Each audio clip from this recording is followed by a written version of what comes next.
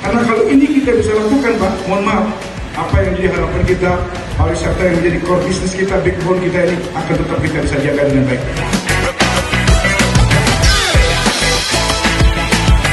Bantuan sosial lansia.